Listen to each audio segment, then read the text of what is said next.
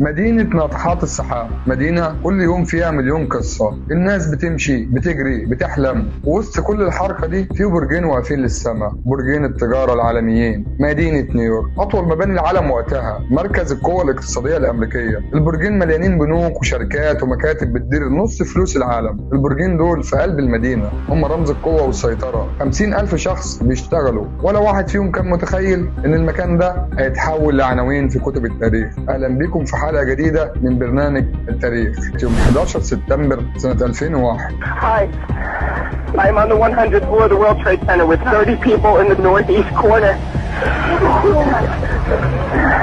It's hard to talk. Yeah. There's a lot of smoke. There's heat. We're all overreacting. Please come right now. برج المراقبة فقد الاتصال بطيارة مدنية اسمها أمريكان 11، كانت متجهة من مطار بوسطن إلى مطار لوس أنجلوس. حاولوا يتصلوا بيها كذا مرة لكن مفيش رد، وفي ثواني الطيارة غيرت اتجاهها ناحية نيويورك. واللي حصل بعدها محدش يقدر يتخيله. اللي حصل إن الطيارة دخلت في البرج الشمالي من مبنى التجارة العالمي، وحصل انفجار ضخم هز المدينة كلها. وعلى طول وسائل الإعلام بدأت تنقل الخبر: حادث طائرة ركاب، يعني ممكن تكون غلطة طيار أو عطل فني. بس دي كانت مجرد بداية الأحداث. تحديدا الساعة 8:47 صباحا كان الرئيس الأمريكي جورج بوش بيزور مدرسة ابتدائية في ولاية فلوريدا الأمريكية، وهنا كلمته مستشارة الأمن القومي وقالت له إن في طيارة ركاب دخلت في المبنى الشمالي لمركز التجارة العالمي. جورج بوش والحرس الرئاسي شافوا الموضوع على إنه حادثة أو غلطة طيار، لكن اللي حصل بعدها وتحديدا الساعة 9:03 صباحا إن في طيارة ركاب تانية ضربت البرج الجنوبي من مركز التجارة العالمي. وهنا بوش طلب إنه يرجع واشنطن حالا، والمفاجأة إن الحرس الجمهوري للرئيس بوش رفض إنه يرجع على واشنطن، لأن ممكن يكون البيت الأبيض نفسه هو الهدف الجاي، وشاف إن أهم مكان للرئيس وقتها هو السماء، يعني إنه يركب الطيارة الرئيسية ويطير في الجو. فعلا ركب الرئيس طيارة اير فورس 1، وتابع الرئيس جورج بوش الموقف من الطيارة، وما كانش بيفكر ساعتها غير في سؤال واحد بس: إزاي أمريكا بكل قوتها تتضرب كده وجهاز المخابرات ما عندوش أي معلومات؟ لكن اللي حصل بعدها ب 27 دقيقة قلب الدنيا راسا على عقب. هنا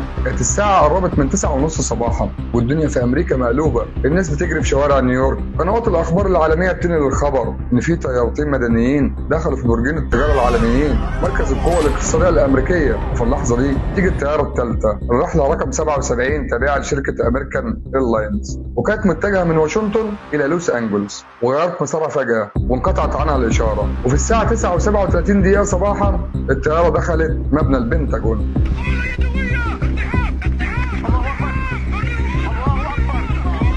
وهنا الرئيس جورج بوش من الطيارة الرئاسية بيتابع الأخبار لحظة بلحظة، وبيقول اللي بيحصل ده إعلان حرب. لكن القصة ما خلصتش هنا، وفي وسط الفوضى والرعب وفي الوقت اللي أمريكا كلها مش فاهمة إيه اللي بيحصل، كان في طيارة رابعة لسه في الجو، الرحلة رقم 93 تابعة لشركة يونايتد إيرلاينز. الطيارة دي غيرت مسارها فجأة زي الثلاث طيارات اللي قبلها، لكن الفرق هنا إن الركاب عرفوا باللي حصل من الأخبار المرعبة إن في طيارات مدنية ضربت نيويورك وواشنطن، وعرفوا إنهم على طيارة مخطوفة تنفيذ هجوم جديد. في اللحظة دي مفيش جيش، مفيش شرطة، في شوية ركاب قرروا يواجهوا الإرهابيين. طيارة وقعت في بنسلفانيا الساعة 10:03 صباحا، وكل اللي فيها ماتوا وأبطال الرحلة 93. وفي اللحظة دي كانت نيويورك على وشك إنها تشوف الكارثة الأكبر: انهيار البرجين نفسهم.